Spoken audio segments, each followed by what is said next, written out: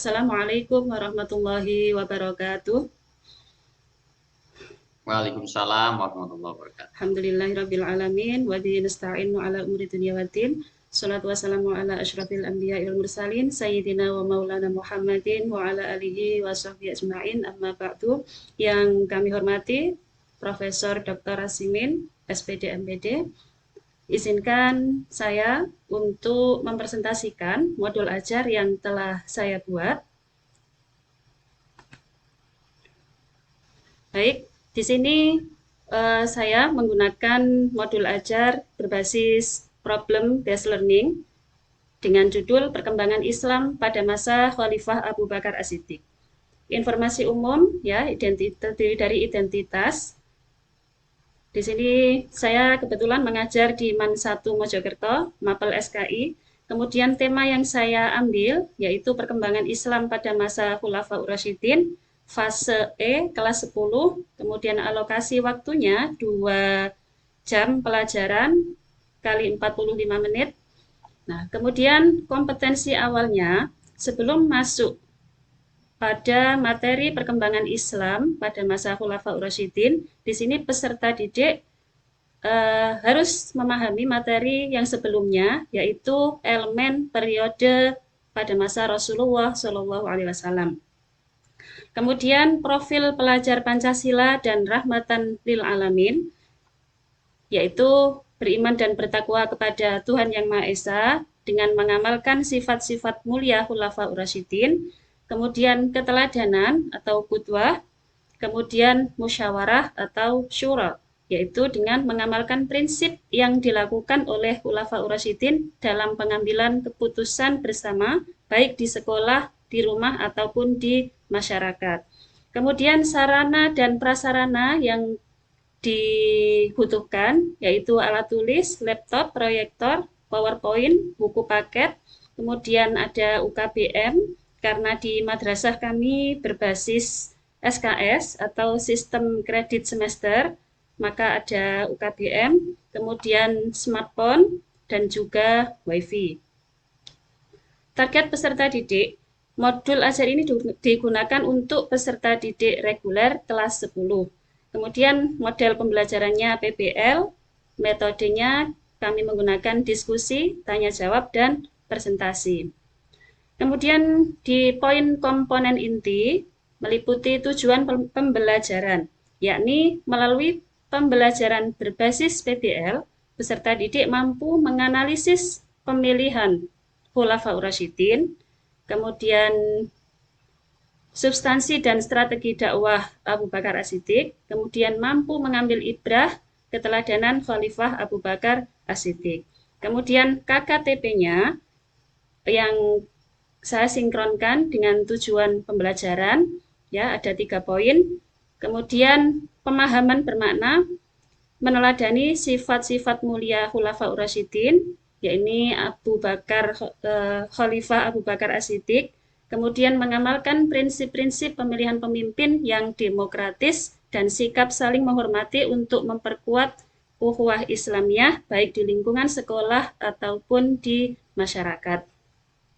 Pertanyaan pemantiknya yaitu memacu peserta didik ya dengan menanyai mereka apa yang dimaksud dengan Khulafaur Rasyidin, kemudian mengapa harus terjadi pemilihan khalifah atau seorang pemimpin.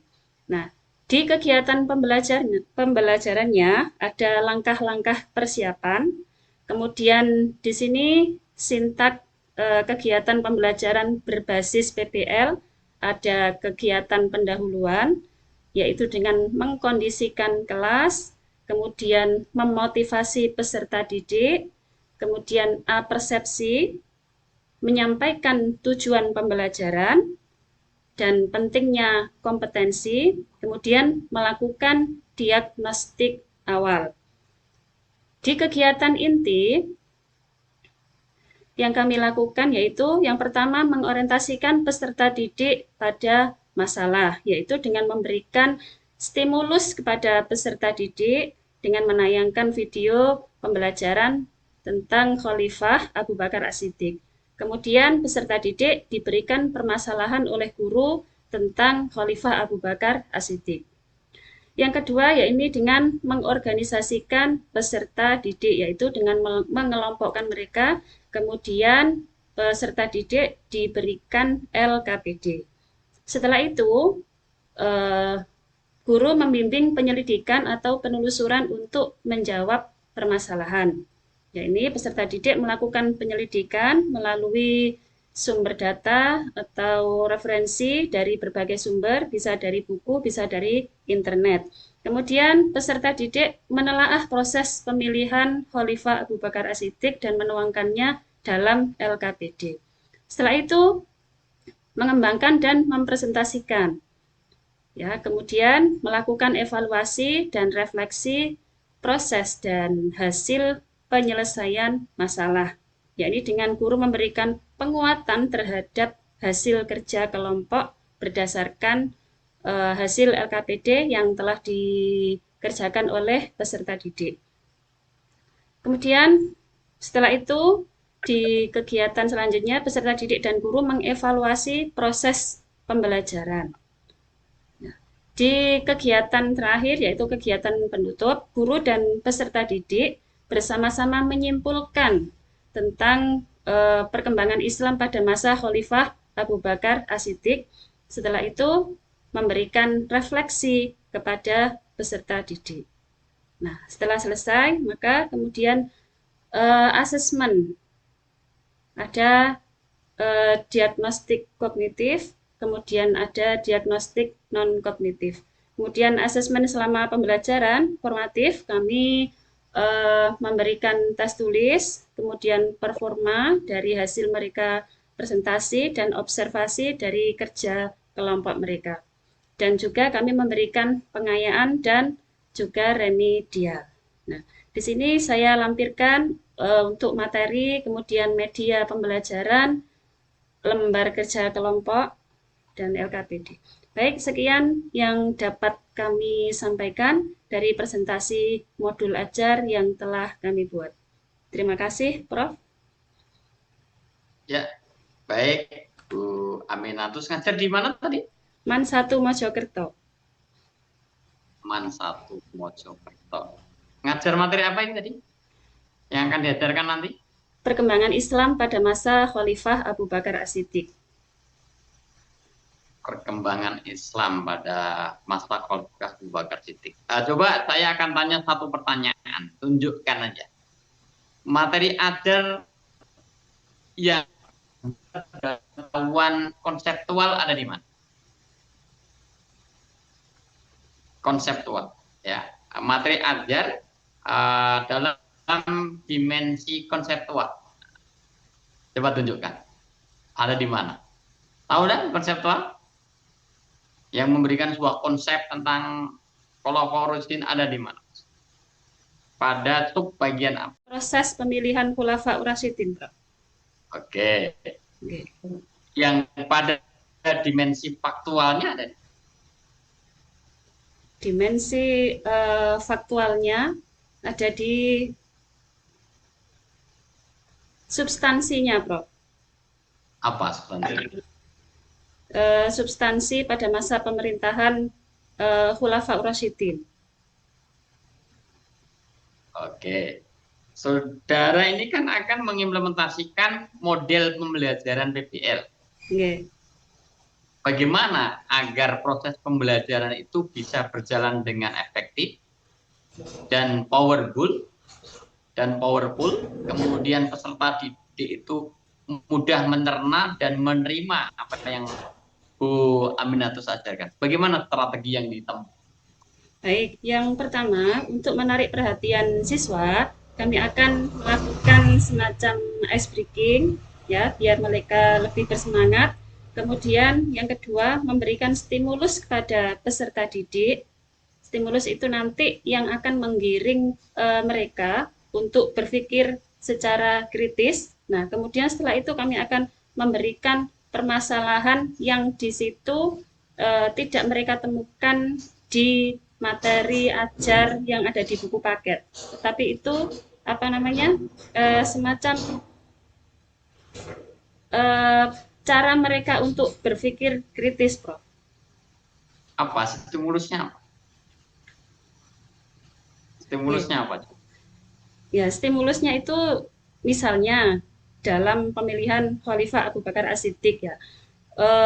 Mengapa di situ kok tidak Ali bin Abi Thalib yang menjadi khalifah? Padahal secara garis keturunan Ali bin Abi Thalib adalah orang yang paling dekat kekerabatannya dengan Rasulullah. Begitu, Prof. Kurang lebihnya seperti itu. Orientasinya mau kemana itu? Pertanyaan itu. Nah, nanti di situ kan akan digiring eh, bagaimana mereka bisa menganalisis proses pemilihan khalifah tersebut, Prof. Karena di materi saya ini fokusnya kan kepada Khalifah Abu Bakar As-Siddiq. Begitu, Prof. Oh gitu. Iya. Nggih. Oke, sekarang ngaji. Ngaji apa? Yasin sampai selesai? Mboten, Prof. Surah Ad-Duha mawon, Prof. Apa Ya kepanjangan, silakan. Prof? Nah, suka yang panjang atau yang pendek? Oh, Baik, bismillah. Surat Ad-Duha. A'udzu billahi minasyaitonir rajim. Bismillahirrahmanirrahim. Wadduha wal laili idza saja. Ma watta'aka rabbuka wa ma qala. Walal akhiratu khairul laka minal ula. Walasawfa yu'tika rabbuka fatarda. Alam yajidka yatiman fa'awa ووجدك ضالا فهدى ووجدك عائلا فأغنى فأما اليتيم فلا تقهر وأما السائل فلا تنهر وأما بنعمة ربك فحدث صدق الله العظيم. baik, silakan diakhiri saja. Baik, terima kasih kami sampaikan kepada penguji kami, Prof. Rasinin. Semoga apa yang kami dapatkan bermanfaat dan semoga kami diberikan kelulusan dan kelancaran sampai akhir PPG ini. Semoga ilmu yang kami dapatkan bermanfaat untuk kami dan juga peserta didik kami. Baik, saya akhiri. Kurang dan lebihnya saya mohon maaf. Assalamualaikum warahmatullahi wabarakatuh. Waalaikumsalam.